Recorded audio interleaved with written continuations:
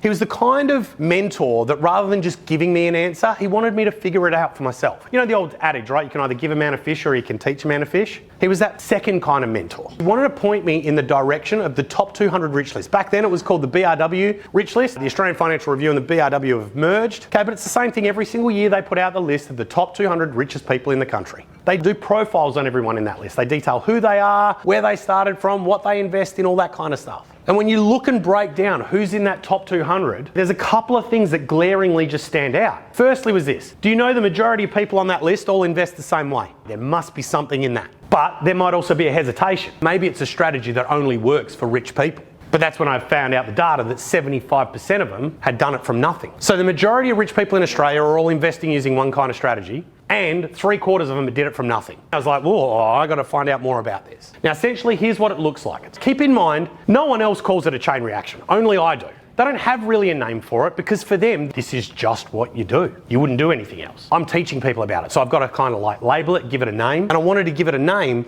that accurately describes the process, the chain reaction. Like something starts and it triggers something else. And really that's what this is all about. But essentially the chain reaction strategy is a strategy that's based on houses that buy houses that then buy other forms of assets.